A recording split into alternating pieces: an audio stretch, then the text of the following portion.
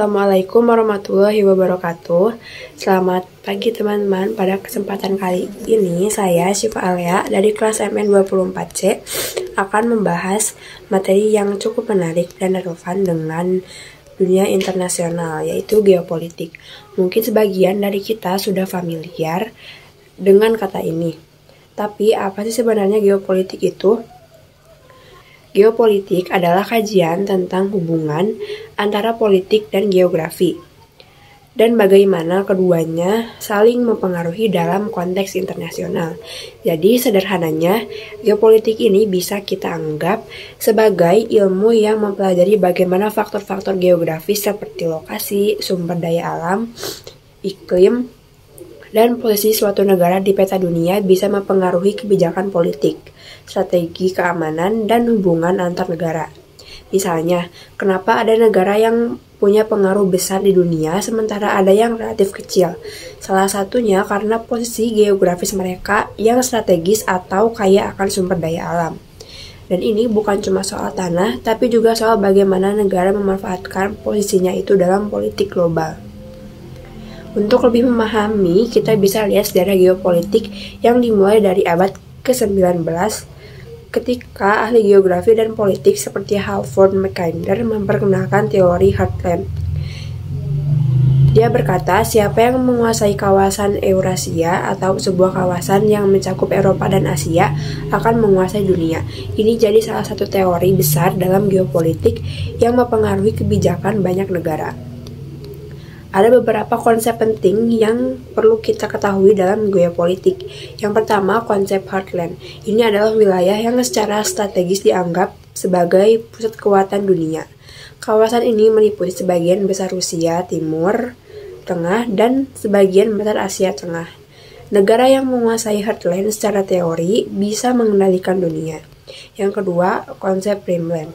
Wilayah yang mengelilingi heartland seperti Eropa, Timur Tengah, dan Asia Pasifik. Menurut teori geopolitik, pengendalian rimland ini bisa menjadi cara untuk menahan kekuatan negara-negara besar yang ada di heartland. Yang ketiga, kekuatan maritim dan kontinental. Ini juga konsep penting di mana negara yang kuat di laut seperti Inggris atau Amerika cenderung memiliki pengaruh global yang besar, sedangkan negara kekuatan di darat seperti Rusia atau Cina fokus pada pengaruh regional atau kawasan. Nah, sekarang kita lihat bagaimana geopolitik berperan dalam hubungan internasional saat ini. Kita semua tahu politik dunia tidak hanya dipengaruhi oleh ekonomi atau ideologi, tapi juga oleh faktor geografis. Contohnya, kita bisa lihat ketegangan di Laut Cina Selatan, di mana negara-negara seperti Cina, Vietnam, dan Filipina berdebat tentang klaim teritorial. Laut Cina Selatan memiliki sumber daya alam yang sangat kaya dan juga jalur pelayaran yang sangat strategis, sehingga siapa yang menguasainya memiliki pengaruh besar terhadap perdagangan internasional. Selain itu, geopolitik juga terlihat dalam hubungan antara negara besar, seperti Amerika Serikat dan Rusia. Konflik mereka seringkali dipengaruhi oleh posisi geografis mereka masing-masing, seperti kontrol atas wilayah Eropa Timur atau Timur Tengah.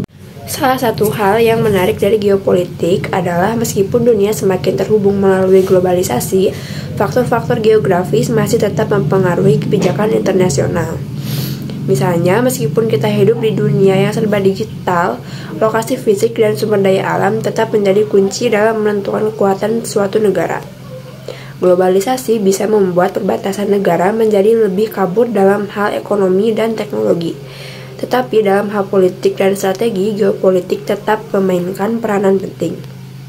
Jadi teman-teman, geopolitik itu bukan sekedar teori tentang peta dan wilayah, tapi bagaimana negara-negara menggunakan posisi geografis mereka untuk mempengaruhi kebijakan politik dan hubungan internasional. Geopolitik membantu kita memahami dinamika kekuasaan global yang seringkali dipengaruhi oleh faktor alam dan lokasi, bukan hanya ekonomi atau ideologi semata.